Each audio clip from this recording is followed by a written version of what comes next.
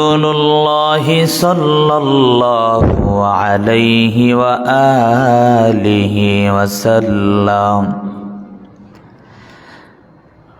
الإيمان بضع وسبعون شعبة فأفضلها قول لا إله إلا الله وأدناها إماتة الأذى عن الطريق الحياء شعبة من الإيمان. وقال رسول الله صلى الله عليه وآله وسلم إذا لم تستحي فاصنع ما شئت أو كما قال النبي عليه الصلاة والسلام. اللهم صل على محمد النبي الأمي وعلى آله وسلم تسليما. رب زدني علما رب اشرح لي صدري ويسر لي أمري واحلل عقدة من لساني يفقه قولي. سبحانك لا علم لنا إلا ما علمتنا إنك أنت العليم الحكيم. तौहीद की अमानत सीनों में है हमारे आशा नहीं मिटाना नामो निशा हमारे बलगल उला बिकमालिही कशफ الدجى بجماله حسنت جميع خصاله صلوا عليه وآله. रहे मेरे मस्कन हवाली काबा बने मेरे मदफन दियारे मदीना बलगल उला बिकमालिही कशफत दुजा बिजमालिही हसनत जमीआ खसालिही सल्लु अलैहि व आलिहि। আলহামদুলিল্লাহ রব্বি করিমের দরবার অসংখ্য অগণিত শুকর যে রব্বুল আলামিন বড় ভালোবেসে মহব্বত করে দয়া করি আল্লাহর গড় জামে মসজিদে বসার তৌফিক দিয়েছেন। কারণ নবীজি নিজে বলেছেন আহাব্বুল বিলাদি ইলাল্লাহি মাসাজিদুহা আবগাদুল বিলাদি ইলাল্লাহি আসওয়াকুহা। নবীজি হাদিসের মধ্যে বলেন দুনিয়ার মধ্যে সবচেয়ে প্রিয় জায়গা ভালো জায়গা হলো আল্লাহর ঘর মসজিদ, সবচেয়ে খারাপ জায়গা হলো বাজার। অর্থাৎ আল্লাহ তাআলা আমাদেরকে দুনিয়ার সমস্ত ঝামেলা থেকে পারেক করে প্রিয় জায়গার মধ্যে আসার বসার তৌফিক দিয়েছেন। জবানকে খুলে সেই রবের দরবারে শুকর আদায় করে পড়ি আলহামদুলিল্লাহ। সর্বোপরি দুরূদ ও সালাম বিশ্ব মানবতার মুক্তির দিশারি সৈয়দুল মুরসালিন জনাব মুহাম্মদুর রাসূলুল্লাহ সাল্লাল্লাহু আলাইহি ওয়া আলিহি ওয়াসাল্লামের ওপর যে আয়াত তেলাওয়াত করেছি পবিত্র কোরআনে সূরাতুল আহজাবের 69 নম্বর আয়াত তেলাওয়াত করেছি। রাসূলুল্লাহ সাল্লাল্লাহু আলাইহি ওয়াসাল্লামের অসংখ্য হাদিস থেকে মুসলিম শরীফের একটি হাদিস তেলাওয়াত করেছি এবং বুখারী শরীফের একটি হাদিস তেলাওয়াত করেছি। আল্লাহ যদি তৌফিক দেন আয়াত ও হাদিসের উপর কিছু আলোচনা করার চেষ্টা করব ইনশাআল্লাহ। যে আয়াতটা তেলাওয়াত করেছি আল্লাহ বলেন ইয়া আইয়ুহাল্লাযীনা আমানু লা তাকুনু কাল্লাযীনা আযাউ মূসা ফাবাররাহুল্লাহু ক্বালু মিম্মা ওয়া কানা ইনদাল্লাহি ওয়াজিহা। আল্লাহ তাআলা বলেন হে ঈমানদারেরা, কাদেরকে বলেন আল্লাহ? হে ঈমানদারেরা, তোমরা তাদের মতো কষ্ট দিও না। হযরত মূসা আলাইহিস সালাতু ওয়াস সালামকে যেভাবে কষ্ট দিয়েছে বেঈমানরা, বলে কেন, কি কষ্ট দিয়েছে? আজকে মূল আলোচনার বিষয় হলো হায়া, লজ্জা। কি মানে লজ্জা যে ইমানের একটা অংশ, সেটা বোঝানোর জন্য, মানে অর্থাৎ মূল বিষয় হলো হায়া। যেই মুসলমানের হায়া নাই সে মানুষ হতে পারে না, স্বয়ং নবীজি হাদিসের মধ্যে বলেছে। এবং শুধু তা নয়, লা ঈমান লিমান লা হায়া আলা, নবীজি হাদিসের মধ্যে বলেন যার ঈমান নাই তার হায়া নাই। বুঝেন না এই কথা? যার ঈমান নাই তার হায়া শরম বলতে কিছু নাই। এজন্য বুখারী শরীফের এক হাদিসের মধ্যে আসছে, ইযা লাম তাস্তাহি ফাসনা মা শি'তা। নবীজি হাদিসের মধ্যে বলেন যখন কারো লজ্জা উঠে যায়, অর্থাৎ হায়া শরম শেষ হয়ে যায়, তখন যা ইচ্ছা সে তাই করে। কথা বলেন ঠিক না বেঠিক? বুঝেন না এই কথাটা? কারো যদি লজ্জা শরম চলে যায়, হায়া চলে যায়, তখন সে যা ইচ্ছা তাই করে। বলে এটার উপমা দিয়েছেন মুহাদ্দিসিনে কেরাম, হাদিসের ব্যাখ্যা করতে গিয়ে এক পর্যায়ে গিয়ে লেখেন, বলে যার হায়া লজ্জা নাই, যেহেতু তার কোনো কিছু করতেই দ্বিধাবোধ করে না, বলে কেমন সেই জিনিসটা হলো উপমা হায়াওয়ান, জানোয়ারের মতো। দেখবেন পশু, সে হায়া লজ্জা শরম কি সেটা বুঝে না। যদি বুঝতো তাহলে কুকুর রাস্তাঘাটের মধ্যে মিলন করতো না। কথা বলেন ঠিক না বেঠিক? বুঝেন কথা? বলতে লজ্জা হয়, ঠিক না? যদি হায়া শরম লজ্জা যদি বুঝতো পশু, তাহলে কোনো গরু অর্থাৎ অন্যান্য গবাদি পশু পর্যন্ত মানুষের সামনে অন্যায় কাজে লিপ্ত হতো না। মূল কথা একটা মুহাদ্দিসিনে কেরাম এই হাদিসের ব্যাখ্যা করতে গিয়ে লেখেন, যার হায়া নাই তার মূল কথা হলো, নবীজি যেহেতু বলেছে সে কোনো কাজ করতে দ্বিধাবোধ করে না, পশুর মতো। ঠিক না? কথা বুঝছেন? বানায় বলছি, বোঝানোর জন্য বলছি। তাহলে আজকে মূল বিষয় হলো কি? হায়া। এবং নবীজি হাদিসের মধ্যে মুসলিম শরীফ, ইমাম যে মুসলিম শরীফ যে লিখেছেন, তিনি একটা হাদিস উল্লেখ করেছেন, 33 নম্বর হাদিস। নবীজি হাদিসের মধ্যে বলেন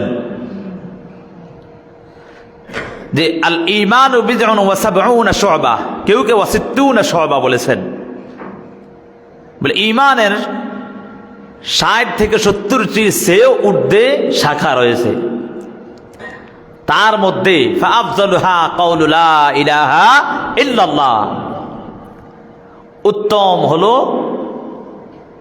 ঈমানের শাখার সেই জিকির, সেটা হলো লা ইলাহা ইল্লাল্লাহ। বলে এটা কেন উত্তম হলো? এটা কেন উত্তম হলো? এটার তর্জমার দিকে লক্ষ্য করলে বোঝা যায় লা ইলাহা ইল্লাল্লাহ অর্থ কি। বলে এটার অর্থ একমাত্র আল্লাহ ছাড়া কোনো ইলাহ নাই। মূল কথা হলো আমাদের মাঝে আর বেদিনদের মাঝে পার্থক্য কিন্তু এটাই, আমরা এক আল্লাহকে বিশ্বাস করি, তারা এক আল্লাহকে বিশ্বাস করে না। কথা বলেন ঠিক না বেঠিক? তারা বহু মূর্তি, তারা বহু খোদাকে মানে, আর আমরা একজনকে মানে। তিনি কে? ধরে বলেন তিনি কে? আর এই বাংলাদেশটা হলো মুসলমানের দেশ। কথা বলেন ঠিক না বেঠিক?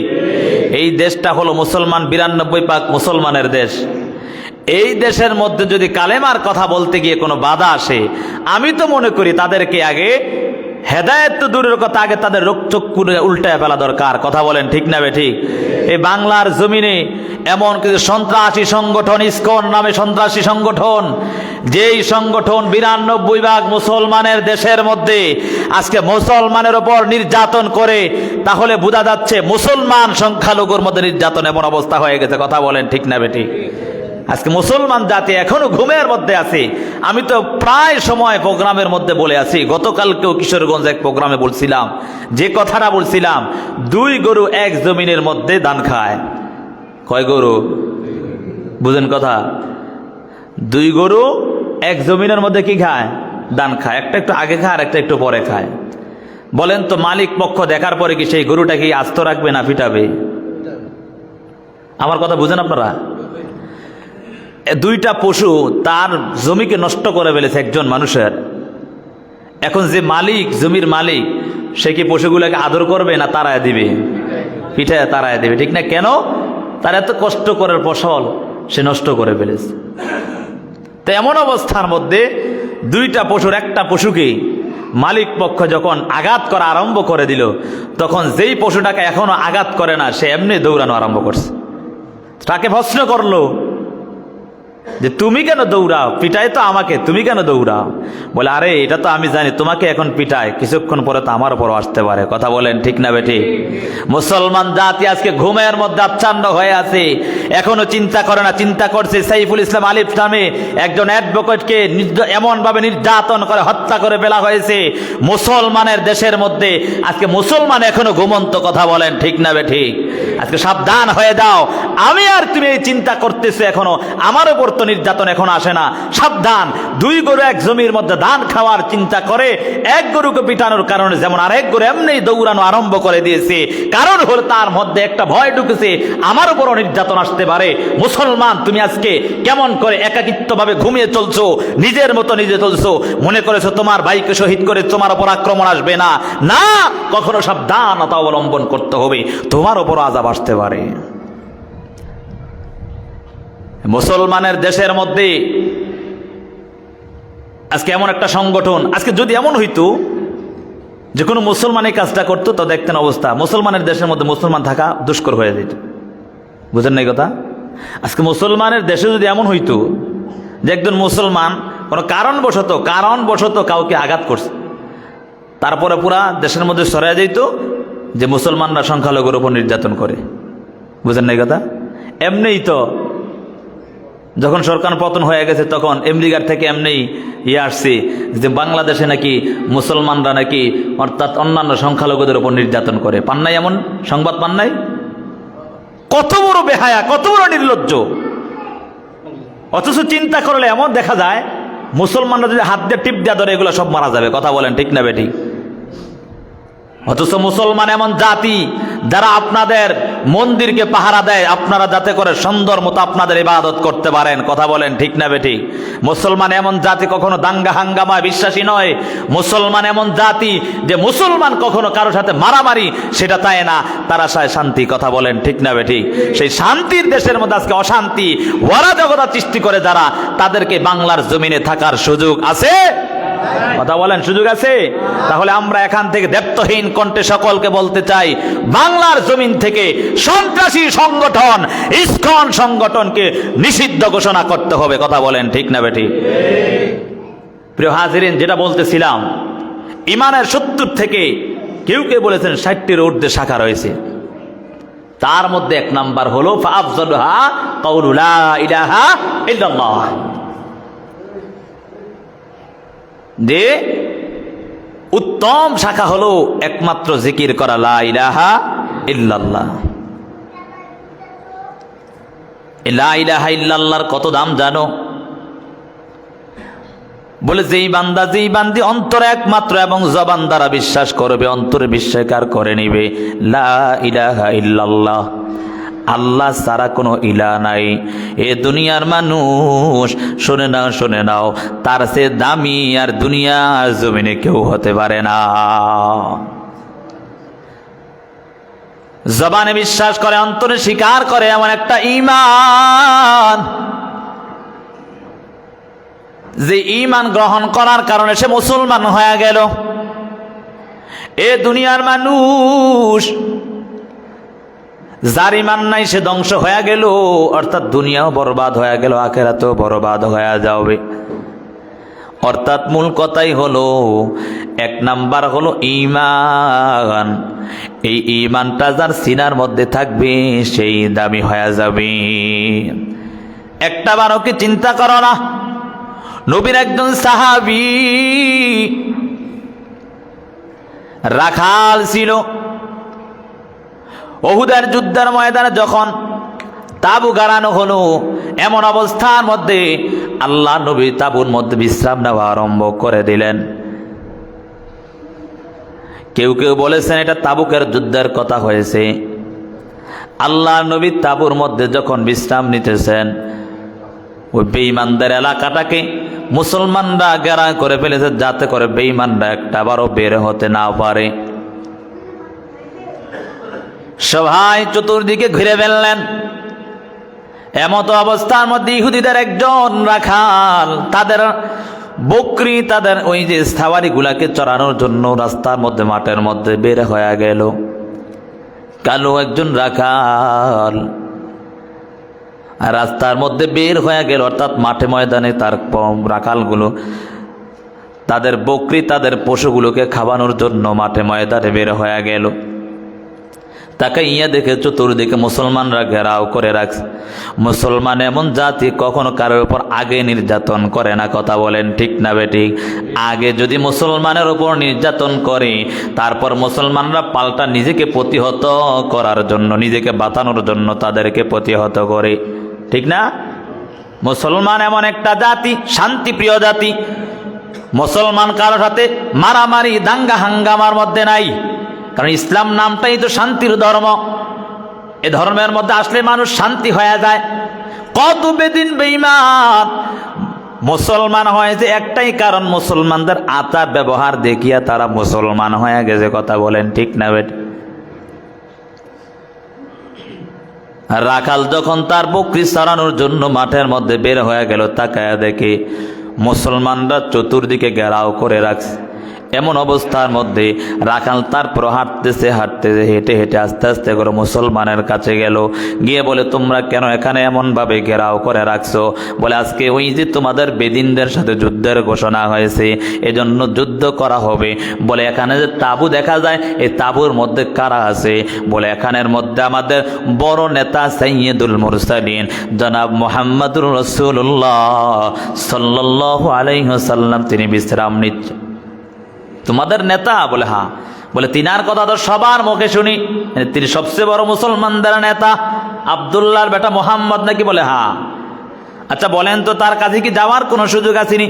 কে বলে? রাখাল বলতেছে, মুসলমান সাহাবায়ে কেরামদেরকে বলতেছে, তার কাছে কি যাওয়ার কোনো সুযোগ আসেনি। এর বাবা এই কথাটা কেন বলছে একটু বোঝানোর জন্য বলতিস। ঈমানটা যে কেমন দামি সম্পদ সেটা বোঝানোর জন্য বলতেছি রে বাবা। রাখাল সাহাবায়ে কেরামদেরকে ডাক দিয়া বলে, রে সাহাবায়ে কেরাম বলো, তোমাদের নেতার কাছে কি আমি কি একটু দেখা করতে পারবো কিনা? বলে, কোনো সমস্যাই নাই, যাও। গিয়ে তাকাইয়া দেখে মায়ার নবী ইবাদতের মধ্যে মগ্ন হয়ে আছে। এমন অবস্থার মধ্যে রাখাল একটু চিন্তিত হয়ে গেলে, ইনি কি বড় সর্দার নাকি? এমন একটা জীর্ণ শীর্ণ তাঁবুর মধ্যে রয়েছে। বলে, হ্যাঁ এটাই তিনি সর্দার। তিনি ডাক দেয়া বলে, আব্দুল্লাহর বেটা মোহাম্মদ, তুমি কি আসলে সর্দার যদি হও, তাহলে তুমি কিসের দাওয়াত দাও, কি জন্য এখানে আসছো একটু আমি জানতে চাই। বলে, এখানে আসছি একটাই কারণ, তোমরা যারা ইমানদার না তাদেরকে ইমানের দাওয়াত দেওয়ার জন্য এখানে আসছি। যারা ইমান গ্রহণ করবে না তাদেরকে দুনিয়া থেকে বিদায় করতে হবে, এজন্য এখানে আসলাম। বলে, যদি ইমান গ্রহণ করি তাহলে কি হবে? বলে, তাহলে কি আপনি আমার সাথে একটু মোলাকাত করবেন কি? বলে, শুধু মোলাকাত নয়, আমি তোমাদেরকে সব সাহাবায়ে কেরামদেরকে নিয়ে সবাইকে বলবো তোমাকে আগলে রাখার জন্য। রাখাল ডাক দিয়া বলে, আমি তো একজন কালো কুর্সি একজন রাখাল, আমাকে কি আপনার মতো নেতাও কি আমাকে এমনভাবে আগলে ধরবেন নাকি?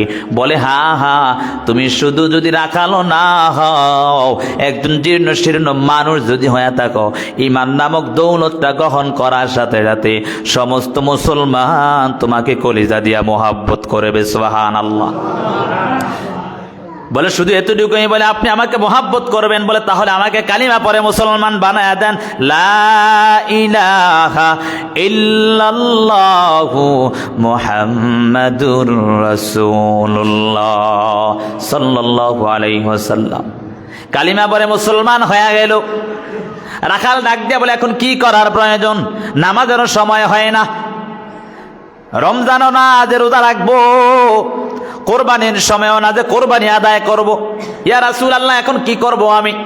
আল্লাহর নবী ডাক দিয়া বলে, হে রাখাল ভাই, তুমি শোনো, এখন তো তুমি আমার দিনী ভাই হয়ে গেছো, তাহলে এখন শুনে নাও, তুমি যদি যুদ্ধের ময়দানে গিয়া শরীক হতে পারো, এই অবস্থায় যদি তুমি মারা যাও, তাহলে তোমার জান্নাতে যাওয়ার জিম্মাদার আমি নবী হয়ে গেলাম।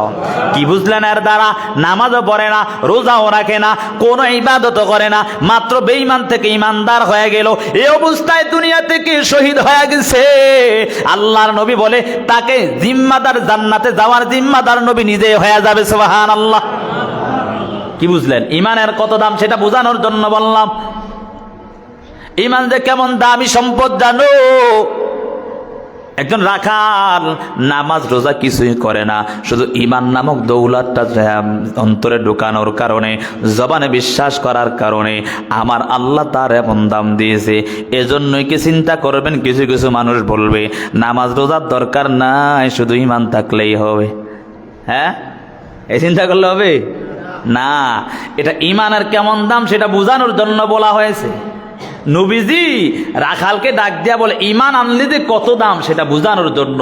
সেই সময় যদি নামাজের সময় হইতো অবশ্যই নামাজ আদায় করতো। কথা বলেন ঠিক না বেঠিক? সেই সময় যদি রোজার সময় থাকতো অবশ্যই রোজা পালন করত। এটা বোঝাচ্ছে এই জিনিসটা যে আল্লাহর নবী যে বলেছেন আল ঈমানু বিদ'উন ওয়া সাব'উনা শু'বা ফাআফযালুহা কাওলু লা ইলাহা ইল্লাল্লাহ। সবচেয়ে উত্তম জিকির অর্থাৎ 60 থেকে 70টার ঊর্ধ্বে যে শাখা রয়েছে ইমানের, তার মধ্যে সবার প্রথম যেই শাখা সেটা হলো লা ইলাহা ইল্লাল্লাহ। অর্থাৎ এটা বোঝানোর জন্য যে ঈমান যার মধ্যে ঢুকবে তার দামে আল্লাহ বাড়িয়ে দিবে। সুবহানাল্লাহ। এজন্য নামাজ রোজা ছাড়া ঈমান রাখলে হবে নি। হ্যাঁ, নামাজ রোজা ছাড়া ঈমানদার হলে হবে নি। এখন ঈমানদারের সুযোগ না বলে হুজুর তো ওয়াজ করছে, নামাজও লাগে না রোজাও লাগে না, রাখাল ঈমান আনার পর মুসলমান হইয়া এখন জান্নাতে গেছি গিয়া, এই তাহলে হবে না? বুঝতে হবে আমার। কথা বলেন ঠিক না বেঠিক? আল্লাহ আমাদেরকে বুঝার তৌফিক দান করুন, সকলে বলি আমিন। তাহলে যেই জিনিসটা বুঝাইতে চাইলাম, নবীজি হাদিসের মধ্যে বলেন ফাআফযালুহা কাওলু লা ইলাহা ইল্লাল্লাহ ওয়া আদনাহা ইমাতাতুল আযা আনিত তরিক। বলে সর্বোত্তম হলো যেই আমলটা, এক নাম্বার হলো লা ইলাহা ইল্লাল্লাহ, সর্বনিম্ন একবারে নিচু মানের ইমানের শাখা হলো রাস্তা থেকে কষ্টদায়ক বস্তুগুলো সরায়া দেওয়া। এ দুনিয়ার মানুষ শুনে রাখো, আজকে আমার বয়ানের যে মূল বিষয়টা ছিল সেটা হলো হায়া এবং লজ্জা।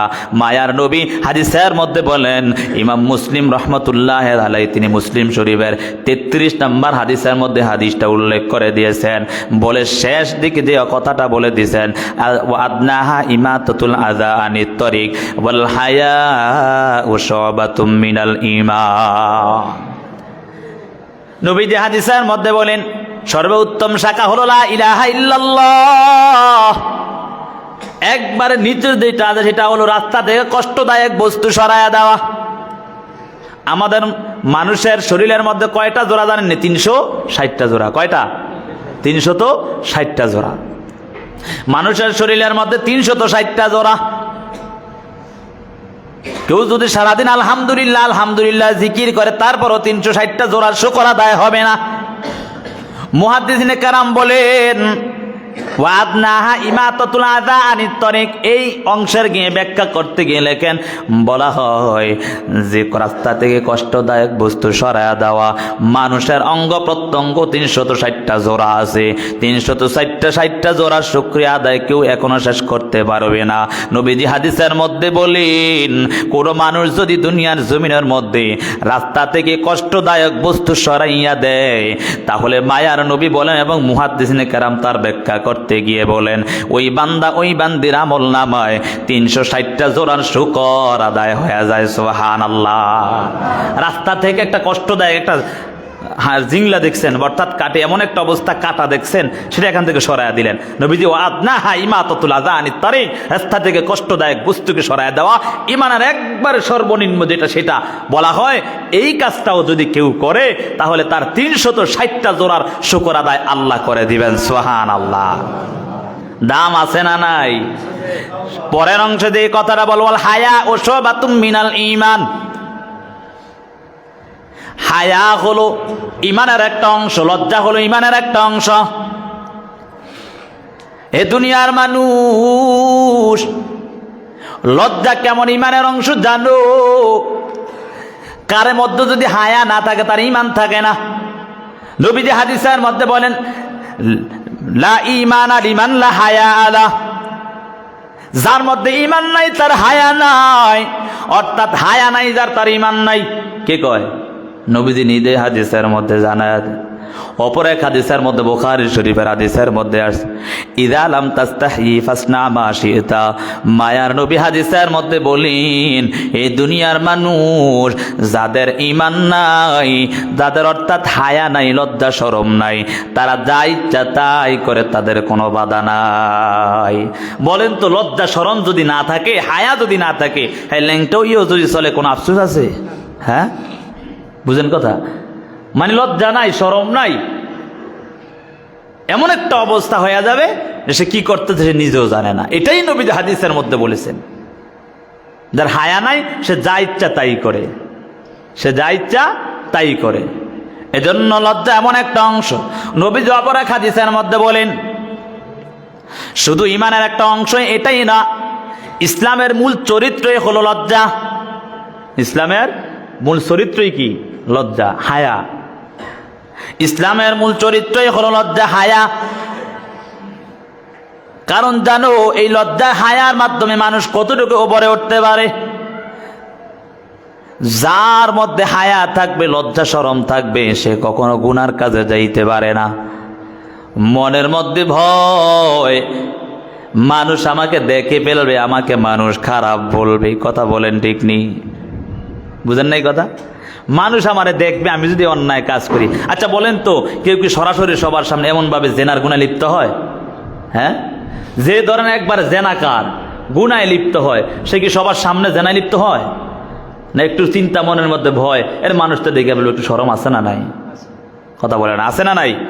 মূল কথা যেটা, এটা বুঝাতে চাচ্ছিলাম, নবী যে হাদিসের মধ্যে বলেন, হায়া শুধু ইমানের অংশই না, হায়া হলো ইসলামের মূল চরিত্র। সুবহানাল্লাহ। কি কয়? হায়া হলো ইসলামের মূল চরিত্র। যার মধ্যে হায়া থাকবে, লজ্জা শরম থাকবে, সে কখনো অন্যায় করতে পারে না। এই জন্য মায়ার নবী অপর এক হাদিসের মধ্যে বলেন, হে দুনিয়ার মানুষ, হে আমার উম্মতের দল, শুনে নাও, তোমরা যথাযথ আল্লাহর সাথে লজ্জা করে চলো। সাহাবায়ে কেরাম বলি, ইয়া রাসূলুল্লাহ, যথাযথ লজ্জা করে যে চলি, মানে এটা বুঝলাম না, কি বলতে চাইলেন? নবীজি বলে, হে দুনিয়ায় আমার সাহাবায়ে কেরাম, শুনে নাও, শুনে নাও, হায়া ইমানের অংশ। এই কথাটা এটাই বুঝাতে চাচ্ছিলাম, আল্লাহর সাথে যথাযথভাবে লজ্জা করে চলাফেরার মূল উদ্দেশ্য হলো, বলে প্রত্যেকটা কাজের মধ্যে যখন যেই কাজটা করার প্রয়োজন, সেই কাজটা যদি করো, সেটাই তোমার জন্য হায়া হয়ে যাবে। এরে বাবা, একটা উদাহরণ দিলে বুঝতে পারবেন। দুনিয়ার মধ্যে কেউ যদি আমার আপনার উপকার করে, তাহলে তার ডাকে সাড়া না দিলে আমার লজ্জা লাগে কি লাগে না? বুঝেন নাই কথাটা? ধরেন কেউ আমাকে 1 লক্ষ টাকা দিয়ে উপকার করছে একটা বিপদের মধ্যে, এখন হঠাৎ করে সে একটা কাজে আমাকে ডাকছে, আমার যতই কাজ থাকুক না কেন, তার কাজে সাড়া দেওয়ার প্রয়োজন আছে না নাই?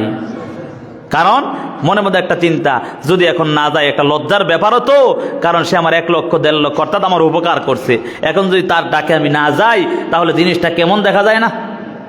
হ্যাঁ, একটা লজ্জা আছে মনের মধ্যে, শরম আছে, হায়া আছে, ঠিক না?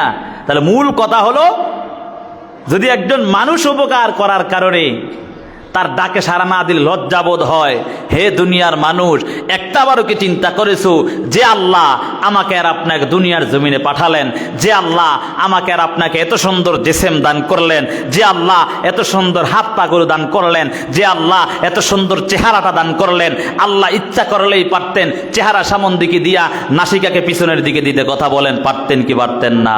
আল্লাহ পারতেন চক্ষু দুইটার একটার পিছনের দিকে আরেকটা সামন দিকে, পারতেন কি পারতেন না? আল্লাহ কিছুই করলেন না। আল্লাহ পারতেন একটা হাত দিতেন, আরেকটা হাত না দিতেন। কথা বলেন, ঠিক না বে ঠিক? আল্লাহ পারতেন 1 পা দিতেন, আরেক পা দিতেন না। আল্লাহ এমনও পারতেন কিছুই দিতেন না। কথা বলেন, ঠিক না বে ঠিক? এত সুন্দর আল্লাহ দেওয়ার পর, এত সুন্দর জিসিম দেওয়ার পর, এত সুন্দর চেহারা দেওয়ার পর, এত সুন্দর শরীরটা আল্লাহ দেওয়ার পর, তারপর আল্লাহর বিধান কেমন করে লঙ্ঘন করো? একটু কি লজ্জা হয় না, হায়া হয় না? এটাই নবী বলেছে, হে সাহাবায়ে কেরাম, আল্লাহর সাথে যথাযথ লজ্জা করো। কি বুঝলেন? আল্লাহর সাথে যথাযথ লজ্জা করো, হায়া করে চলো। মুয়াজ্জিন যখন আযান দেয়, মসজিদে গিয়ে হাজির হও, কারণ আল্লাহ এত সুন্দর করে বানাইয়া একটু কি লজ্জা হবে না? আল্লাহর সামনে দাঁড়াতে হবে না? হাসরের ময়দানে কি দাঁড়াতে হবে না? যার মধ্যে হায়া থাকবে, লজ্জা থাকবে, ভয় থাকবে আল্লাহর, তাদের জন্য কত দাম জানো? আল্লাহ তাআলা পবিত্র কোরআনের মধ্যে ঘোষণা দিয়া জানায় দেন সূরা রহমানের মধ্যে, ওয়ালিমান খাফা মাকামা রাব্বিহি জান্নাতান। যারা আল্লাহর কাছে দণ্ডায়মান হওয়ার ব্যাপারে ভয় রাখবে, আমার আল্লাহ তাদেরকে 2টি জান্নাত দান করবে। সুবহানাল্লাহ। কি বলে?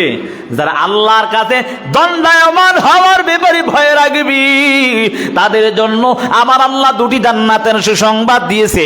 ওয়ালিমান খাফা মাকামা রাব্বিহি জান্নাতান। মায় আল্লাহ তাআলা পবিত্র কোরআনে সূরা রহমানের মধ্যে ডাক দিয়া জানায় দেন, যারা আল্লাহর কাছে দণ্ডায়মান হওয়ার ব্যাপারে, অর্থাৎ দুনিয়ার মানুষ শুনো, এই দুনিয়ার জমিনের মধ্যে চলাফেরা করতেছো, মুয়াজ্জিন আযান দিয়েছে, মসজিদে আসার প্রয়োজন। এই দুনিয়ার মানুষ, আল্লাহর প্রত্যেকটা বিধান আর আমার আপনার পালন করার প্রয়োজন। যদি এই চিন্তাই না থাকতো, যদি এই ভয়টাই অন্তরে না থাকতো, তাহলে একটু চিন্তা করো, দুনিয়ার জমিনে আজকে মানুষ একটু উপকার করলে, তার উপকার করার কারণে সে যদি কোনো সময় ডাক দেয়, তার ডাকে সাড়া না দিয়ে লজ্জা বোধ হয়, তার সামনে কেমন করে চেহারাটা দেখাবো। এ দুনিয়ার মানুষ, আমার আল্লাহ এত সুন্দর নিয়ামতগুলা দান করার পর, আমার আল্লাহ এত সুন্দর জিসিমটা দান করার পর, দুনিয়াতে কোনোদিন আমি আর আপনি কেউ বলি না আল্লাহর কাছে আল্লাহ দুনিয়াতে পাঠান। তারপরেও আমার আল্লাহ পাঠাইলেন, এত আদর করে, এত দয়া করে, এত মায়া করে আল্লাহ পাঠাইয়া কেমন করে আল্লাহর বিধানকে মানো না। এ দুনিয়ার মানুষ, আমার আল্লাহ এই কথাটাই বুঝাইছে, ওয়ালিমান খাফা মাকামা রাব্বিহি জান্নাতান। দুনিয়ার মানুষ আমার আল্লাহর কাছে দণ্ডায়মান হওয়ার ব্যাপারে ভয় রাখলে, বলে কেমন ভয়? আল্লাহ দুনিয়াতে পাঠানোর পর আল্লাহর বিধান যদি পালন না করি, আল্লাহর কাঠগড়ায় কেমনে দাঁড়াবো? এই হাজার হাজার মানুষের সামনে আমাকে যখন আল্লাহ লাঞ্ছিত করবে, কেমন করে আল্লাহর সামনে আমি মুখটা দেখাবো? এই চিন্তা যার অন্তরে থাকবে, আমার আল্লাহ বলে ওয়ালিমান খাফা মাকামা রাব্বিহি জান্নাতান, তার জন্য আমার আল্লাহ সুসংবাদ দিয়েছে 2টি জান্নাতের। সুবহানাল্লাহ। কি বলে? যার অন্তরের মধ্যে এই ভয় থাকবে। আচ্ছা বলেন তো, ভয় যদি অন্তরে থাকে, সে নামাজ ছাড়তে পারে? হ্যাঁ, এটাই বুঝাচ্ছে লজ্জা, হায়া, শরম যদি তার অন্তরে থাকে, কখনো আল্লাহর নাফরমানি করতে পারে? আল্লাহর নাফরমানি কখনো করতে পারে না। তাহলে বোঝা গেলে কই, লজ্জা শুধু ইমানের একটা অংশই নাই, লজ্জা একটা ইসলামের মূল চরিত্র। যার লজ্জা নাই তার ইমান নাই। নবীজি হাদিসের মধ্যে বলেন, লা ঈমানা লিমান লা হায়া লা। যার লজ্জা নাই তার ইমান নাই।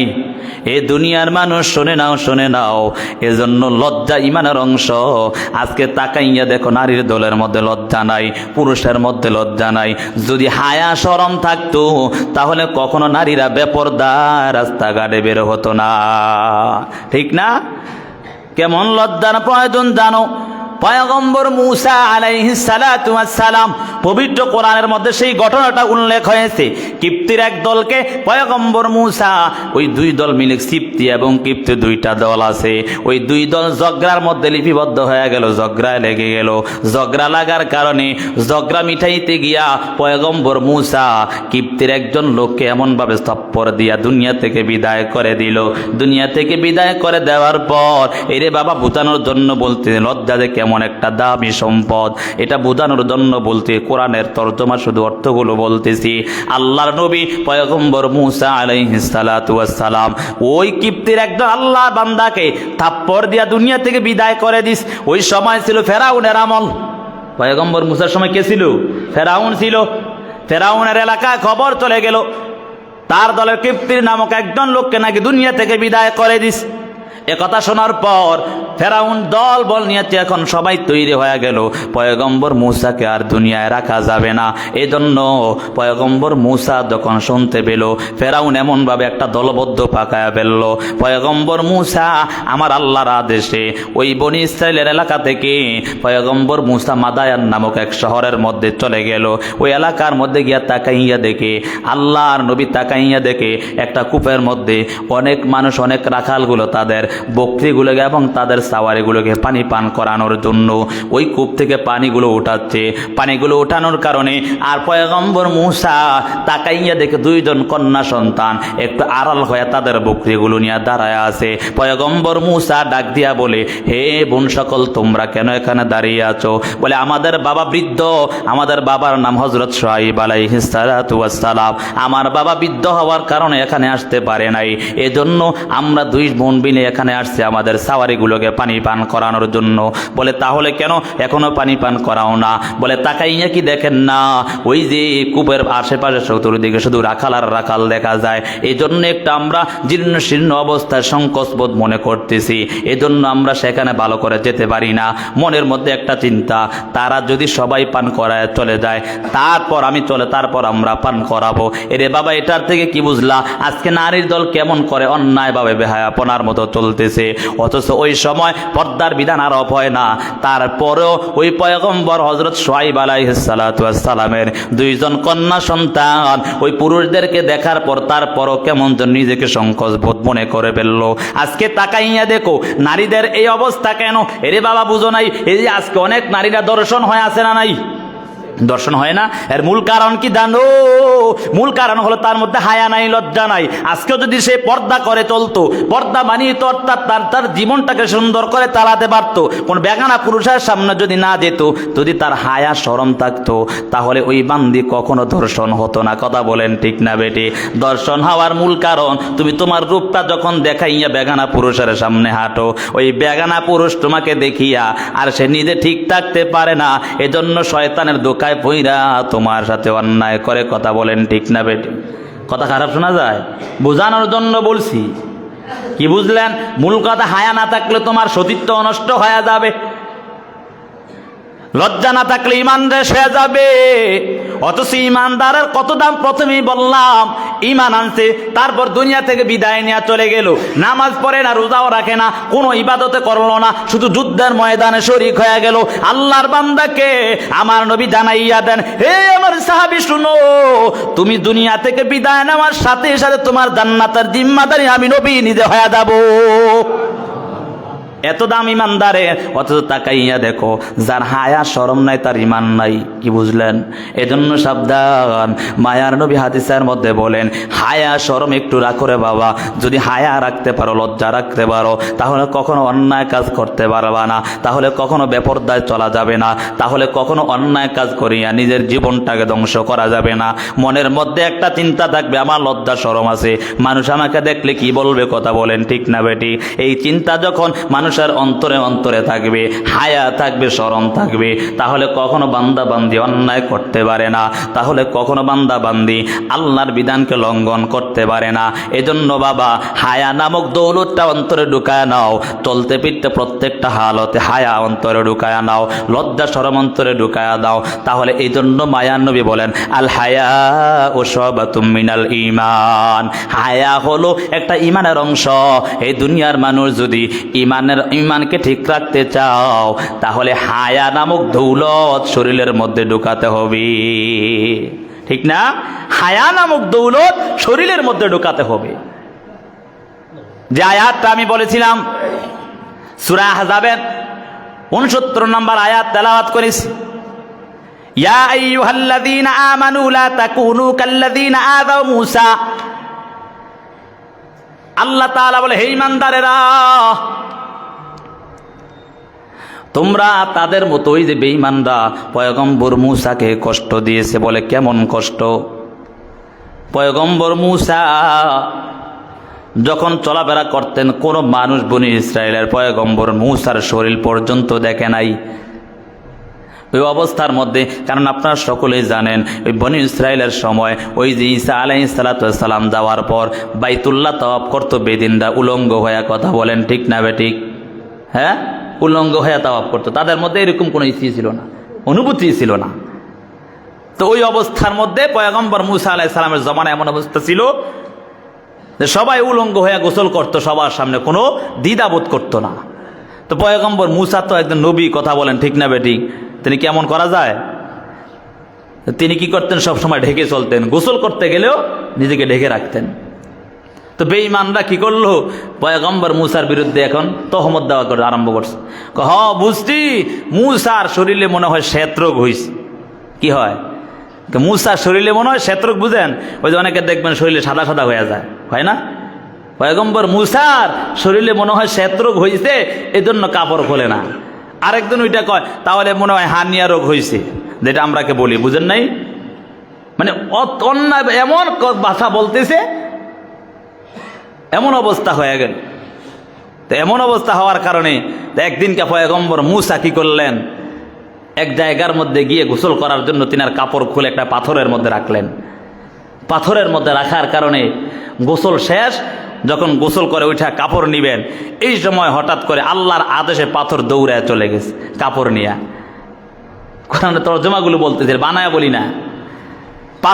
পাথর কি করলো, কাপড় নিয়ে দৌড়ানো আরম্ভ করছে। তো পয়গম্বর মূসার কিন্তু একটা মজা আছে, লাঠি আছে, আসেনি লাঠি? একটা লাঠি আছে না, শোনেন না সবাই? পয়গম্বর মূসার একটা লাঠি ছিল, মজা জানাও। তো পয়গম্বর মূসা কি করলো, এই লাঠিটা হাতে নিয়া, এখন কাপড় যদি না পায় তিনার ইজ্জত নষ্ট হবে কি হবে না, কথা বলেন? তো এমন অবস্থার মধ্যে দৌড়াইতেছে, পাথরের পিছনে দৌড়ানো আরম্ভ করলো। পিছনে দৌড়াইতেছে আর দৌড়াইতেছে, এমন অবস্থা ওই পাথরটা গিয়ে বনি ইসরায়েলের একটা সমাগম, মানুষের সমাগমের স্থানে যা থামছে। এমন অবস্থা হয়ে গেল যে পয়গম্বর মূসা পুরা শরীর সবাই দেখে ফেললো। এটাই বুঝাইছে আল্লাহ যে যেই বেঈমানরা পয়গম্বর মূসাকে বলেছে তোমার নাকি শ্বেত রোগ হয়েছে, অনেক অনেক সমস্যা আছে, এজন্য আল্লাহ ওই বেঈমানদেরকে চাক্ষুষ প্রমাণ দেওয়ার জন্য পাথরকে আদেশ করলেন, হে পাথর তুমি এই তার কাপড়টা নিয়ে ওইখানে চলে যাও, কারণ মূসা তো নিজের লজ্জা শরম নষ্ট করতে পারবে না, এজন্য আমার আদেশে তুমি চলে যাও। কিতাবের মধ্যে আসছে পয়গম্বর মূসা রাগান্বিত হইয়া কাপড়টা পরার পর ওই হাতের লাঠি দিয়া 3-4টা আঘাত করার কারণে পাথরের ওপর এমন আঘাত হয়েছে, সেই পাথরটা এখনো 4-5টা দাগ আছে। তাহলে বোঝা গেল কি পয়গম্বর মূসার মধ্যেও কেমন পর্যন্ত লজ্জা শরম ছিল। আরে যে আদম এবং হাওয়া সর্বপ্রথম জিনাদেরকে সৃষ্টি করেছেন, তিনাদেরকে আল্লাহ জান্নাতে বানানোর পর আল্লাহ বলেছেন ওয়ালা তাকরাবা হাদিস সাজারা, এই গাছের ধারে কাছেও তোমরা যেও না। কথা বলেন ঠিক না বেটি? কোরআন আয়াতের তরজমা, তোমরা এই গাছের ধারে কাছেও যেও না, যদি যাও তাহলে জালেমের অন্তর্ভুক্ত হয়ে যাইবা। তখন শয়তানের ধোকায় পড়িয়া মা হাওয়া আলাইহিস সালামকে যখন শয়তান ধোকা দিল, ধোকা দেওয়ার পর যখন ওই গন্ধম ফলটা খেয়ে ফেললো, এমন পয়গম্বর আদম আলাইহিস সালামকে একটু খাওয়ানোর জন্য চেষ্টা করলো।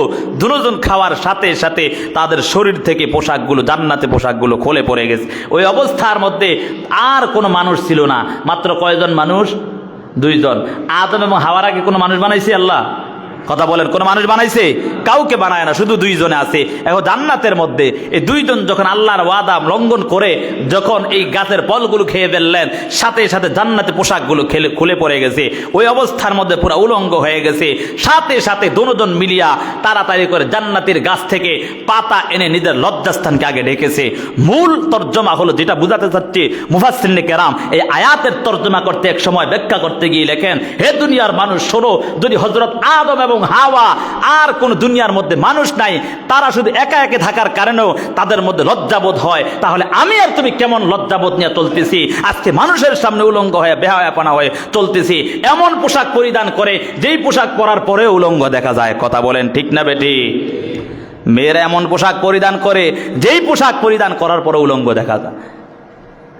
যুবকরা এমন পোশাক পরিধান করে হাফ প্যান্ট পরে হাঁটে, সবসময় এই কথাটা বলি, অন্যায় কাজে লিপ্ত হয়ে থাকে। আল্লাহ আমাদেরকে হায়া শরম লজ্জা নিয়ে দুনিয়া থেকে বিদায় হওয়ার তৌফিক দান করুন। সকলে বলি আমিন। যে কথাগুলো বললাম সর্বপ্রথম আমাকে আমল করার তৌফিক দান করুন, তারপর সকলকে আমল করার তৌফিক দান করুন। ওয়ামা তৌফিকি ইল্লা বিল্লাহ। যারা সুন্নত আদায় করে নাই সুন্নত আদায় করে নি।